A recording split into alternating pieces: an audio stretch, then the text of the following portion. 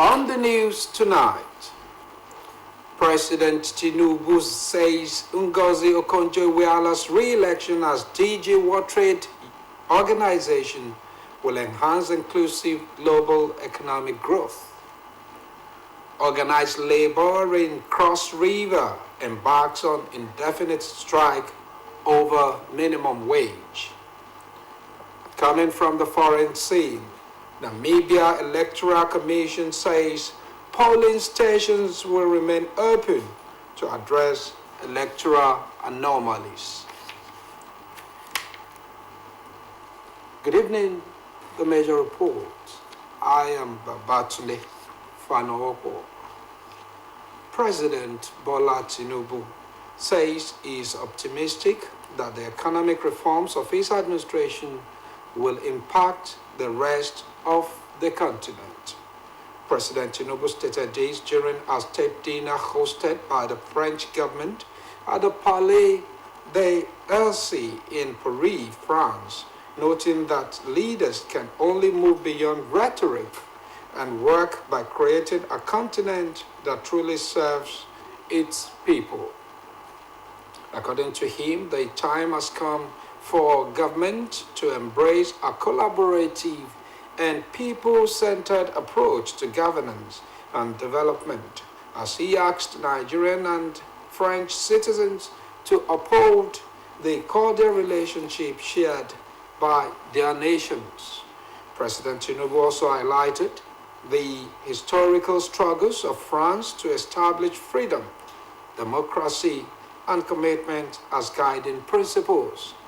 He acknowledged the warm reception and expressed gratitude for France's demonstrated commitment to Africa, adding that the depth of understanding and engagement exhibited by the French leadership reflected a foresight that is invaluable for fostering stronger partnerships.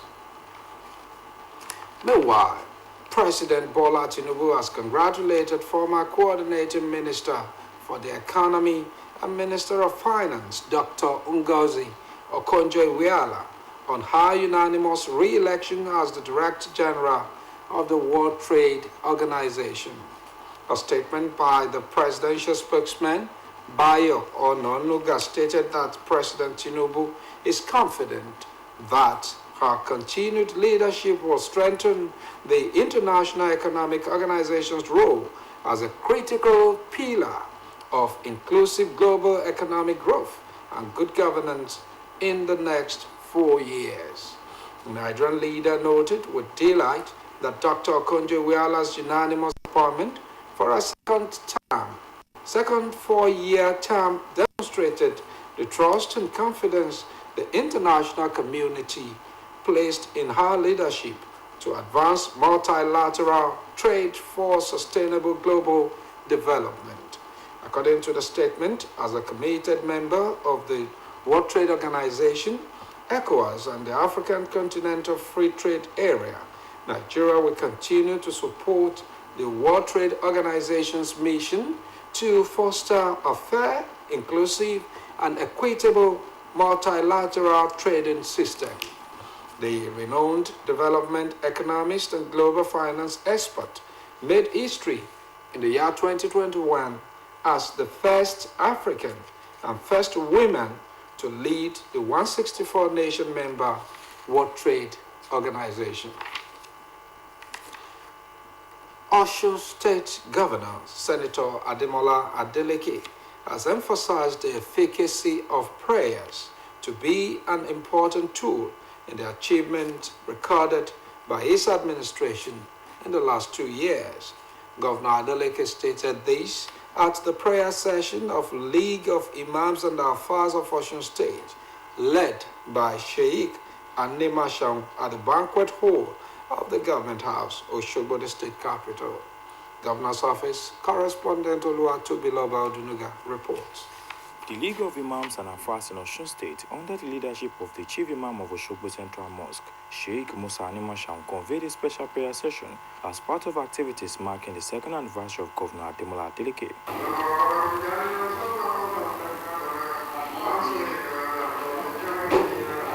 The solemn event, which took place at the banquet hall of the government house, had in attendance religious leaders, government officials, and other dignitaries. In his words, Governor Adeleke appreciated God over his life, his cabinet members, and that of the people of Osun State. The governor, who spoke through the secretary to the Osun State government, Alhaji Teslim Igbalayi, commended the religious leaders for their prayers and support at all times. He added that the special prayer session served as a profound demonstration of the unity between faith and governance in Osun State. We believe that before we started this journey, we consulted all the League of Alphas and Imam in Osun State, both the Muslim way and the Christian way. And we deemed it fit that we can't be doing this kind of anniversary, which is 2 years anniversary. We need to call our Baba to give us prayer and to continue to pray for the governor and the state, so that the way things are going now, at least people are happy, and we want it to continue like that. Also in his words, Sheikh Musa Animashan, who also served as the chairman of the League of Imams and Afars in Osun State, emphasized the importance of seeking divine guidance for leaders, especially during challenging times. His heartfelt supplications alongside other clerics reflected a collective aspiration for continued peace, prosperity and development in the state. Prayers were offered to Allah for the progress of the administration of Governor Adeleke and his cabinet members, the people of Osun State, the state and the nation at large. It has been Oluwa Tobiloba Odunuga reporting. Osun State Governor Senator Adeleke has approved December 2024 as the implementation date for the new minimum wage of 75,554 naira, earlier approved with a payment of 1 month arrears to the state public servant. In addition, the sum of 25,000 naira has been approved across board for the pensioners in Osun State. The signing of the implementation of the minimum wage has been completed by the combined team of the state government and the state labor leaders.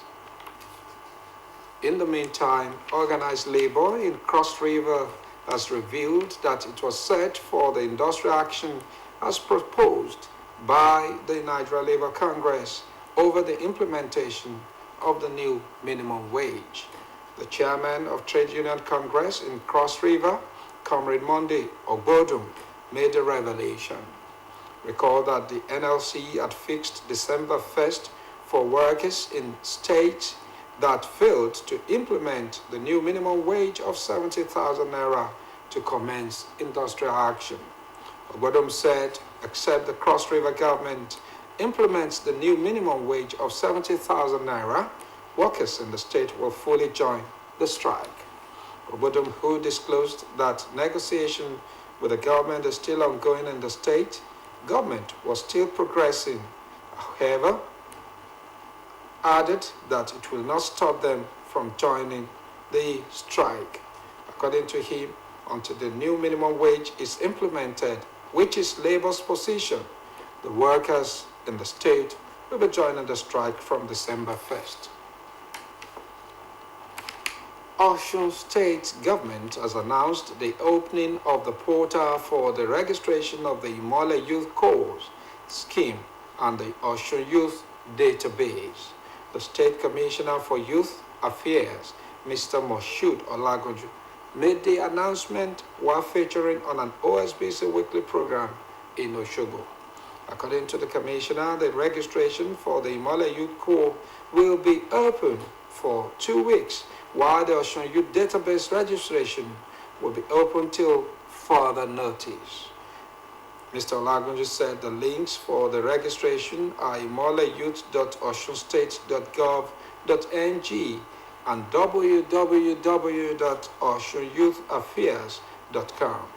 He noted that further information about the Imole Youth Corps scheme will be disseminated through various media channels, enjoining interested candidates to register with a stipulated deadline.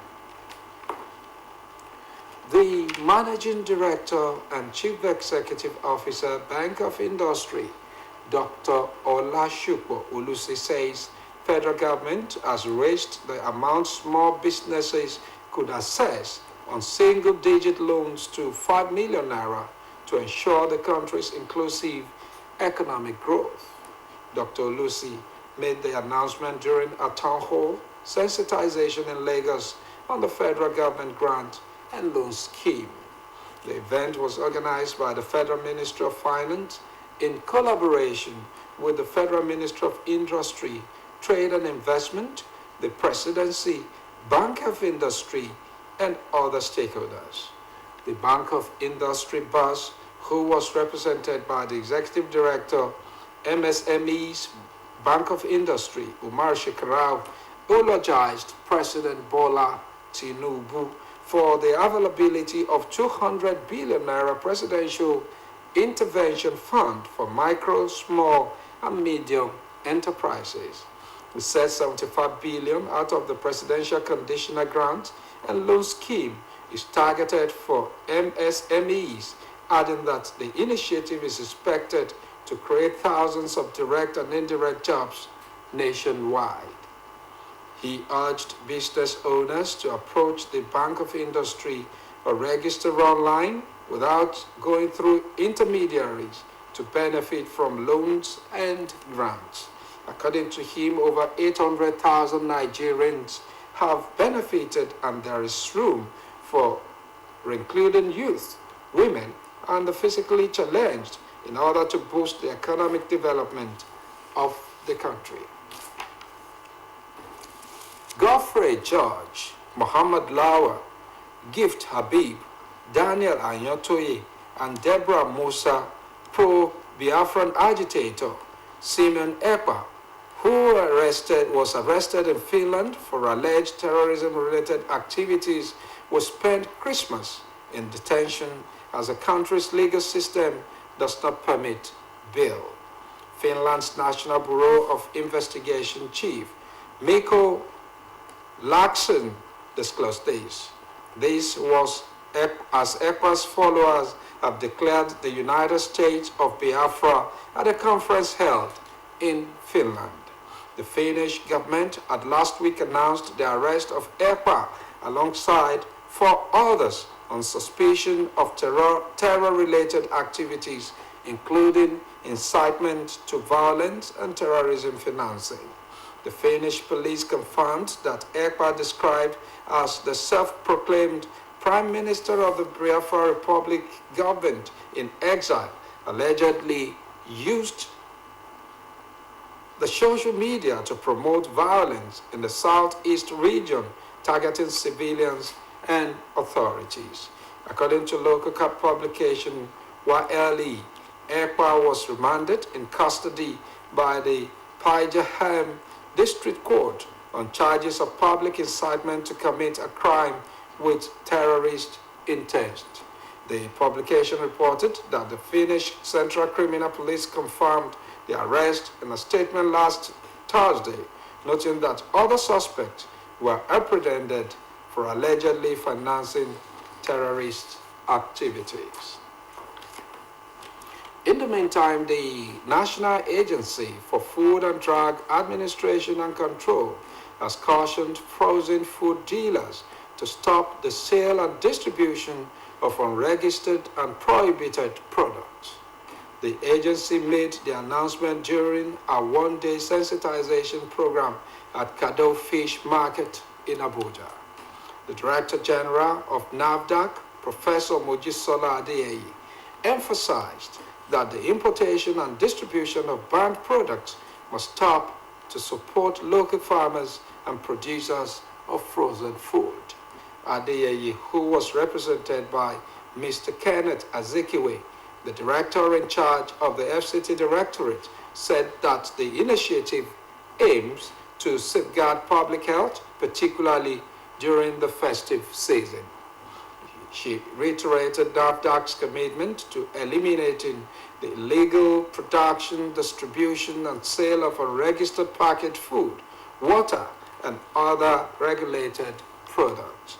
The NAFDAC boss urged Market Association members to prioritize purchasing locally manufactured and NAFDAC-registered frozen products to ensure quality and safety for consumers. Adeyeye warned that violators of the federal government's ban on the importation of frozen chicken, turkey, and catfish would face strict enforcement measures.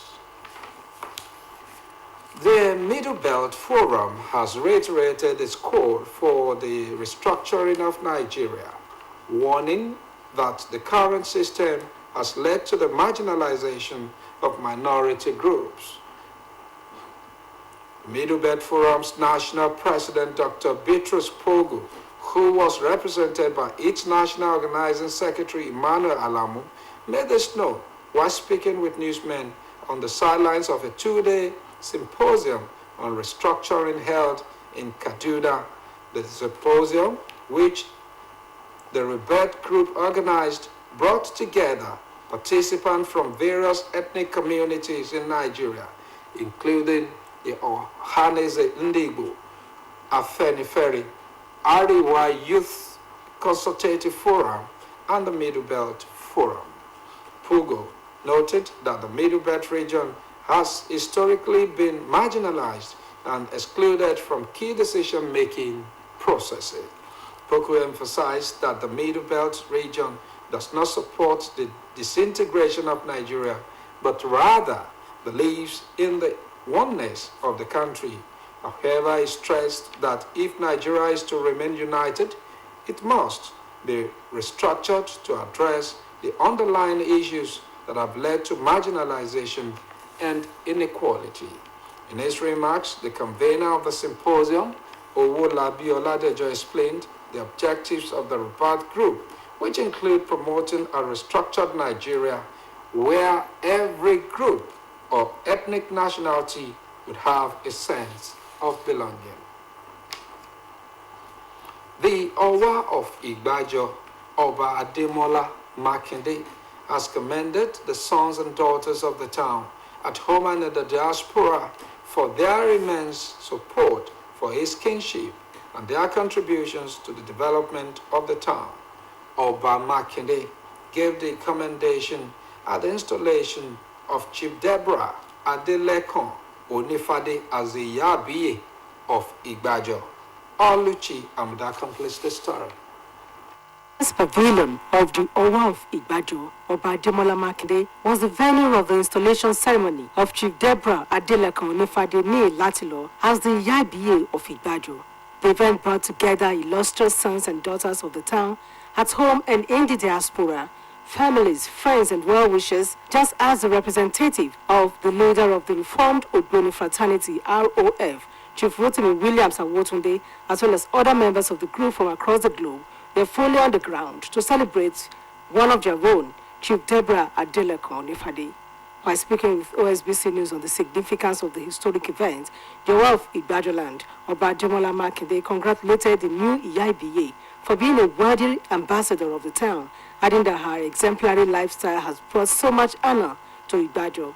He commended the sons and daughters of the town for their cooperation, love, and support manifesting in the various developmental strides the town is witnessing today.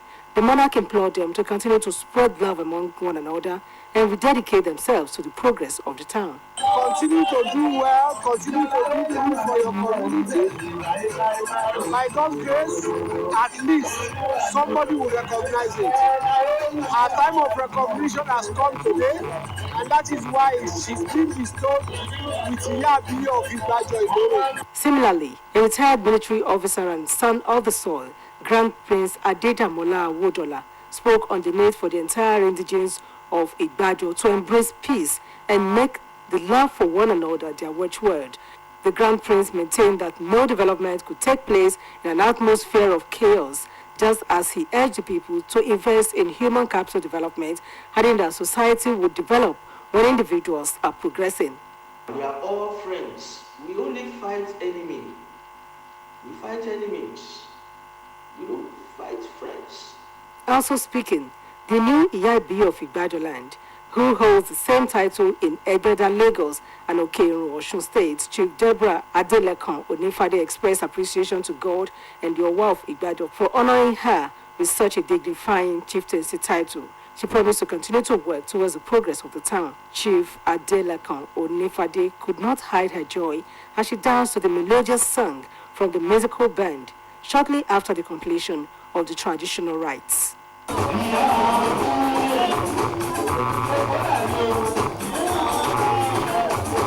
Oluchi OSBC News. Sports segment.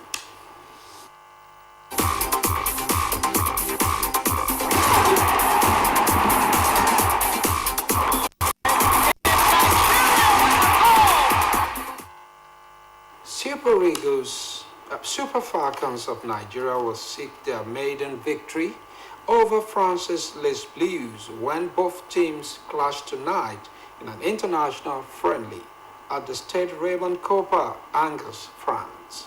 Olubumi Ajiboye Agbola has the details of the story and others from the sports segment. For the Falcons, the match represents an opportunity to continue the rebuilding process under interim head coach Justice Madugu, who has been tasked with crafting a squad capable of reclaiming continental glory, fresh from a commanding performance in their recent double-header against Algeria, where they secured 2-0 and 4-1 victories. Madugu's charges will aim to build on their momentum. A win in Angers would not only mark a historic first for Nigeria over France, but also boost the team's confidence ahead of WAFCON. Their counter scheduled to kick off at 9:30 p.m. local time serves as a critical test for both teams as they prepare for major tournaments.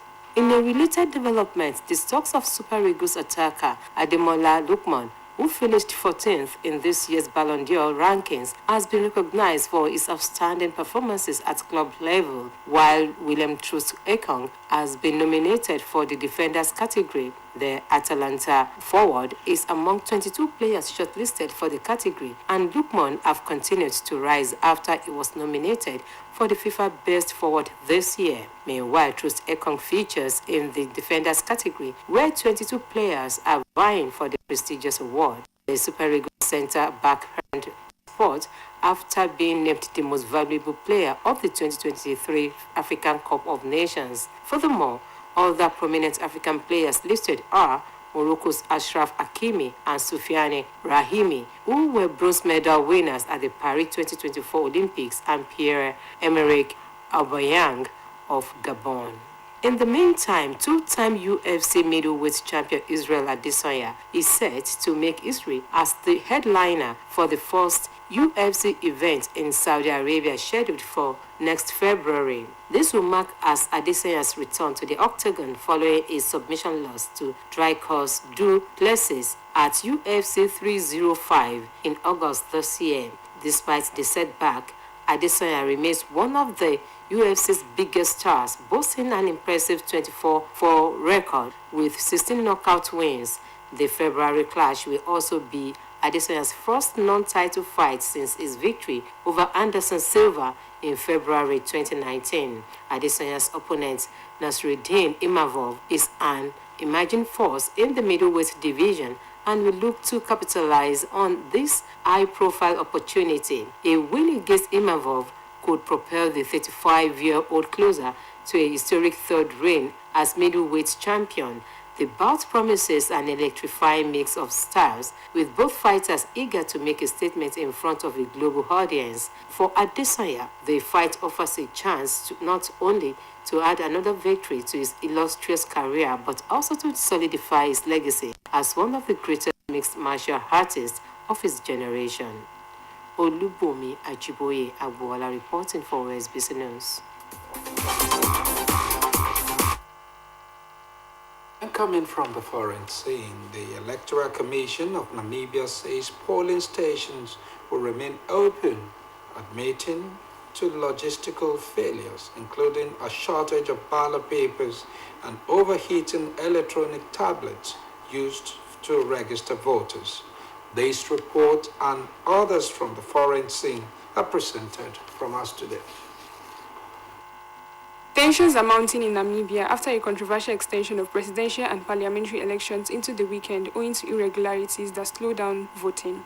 The opposition Independent Patriots for Change Party, which hopes to end the 34 years of rule by Southwest African People's Organization, protested against the new extension but urged voters to cast their ballot. IPC presidential candidate Penduleni Utala, who is standing against SWAPO candidate Netumbo Ndadi-Ndawit, has regrettably affirmed that there has been a multitude of irregularities. Mauritius' new Prime Minister, Navin Rangolam, has asked for an independent review of a deal with the United Kingdom over the future of Chagos Island. Under the agreement, which is yet to be signed, the UK will relinquish sovereignty over the archipelago but maintain a 99-year lease over the Diego Garcia, home to major UK-US military airbase. A spokesperson for the UK Prime Minister, Keir Starmer, revealed that Rangolam has indicated that he was open to the historic deal. The Mauritius Prime Minister, Rangolam, who was elected 2 weeks ago, told the Mauritian Parliament that he had asked for a review and that the findings will be considered by the cabinet. But in his election campaign, Rangolam and his allies in the Change for Coalition described the agreement as a sellout motivated by desperation ahead of vote. The British Prime Minister and his Foreign Secretary, David Lammy, have defended the agreement as a good deal. The deal is subject to finalization of the treaty. Details of the treaty's legal text are being worked out and it is expected to go before the UK Parliament for scrutiny next year. As efforts pressed on in the striking area of eastern Uganda, more bodies buried under the mud has been retrieved and an injured person died in a hospital, bringing the death toll from this week landslide to 20. Heavy rain has triggered the landslide that engulfed 6 villages in the mountainous district of Bulambuli, 280 kilometers east of Kampala, Uganda's capital, destroying 125 houses. The Uganda Red Cross Society spokesperson, Irene Kasita, told newsmen that bodies of 4 more people has been found, while a 5th person, one of the injured in the landslide, died in a hospital. It was disclosed that 950 has been displaced, with 216 of those living temporarily at a neighboring school, while others are being hosted by relatives. Taiwo Ayola reported for OSBC News. With that report from the forest scene delivered by Taiwo Ayola, we've come to the end of the major report on OSBC TV. It was put together by Olubumi Agbola Ajiboye. I am Babatunde Fanoko saying thank you for watching. Good night.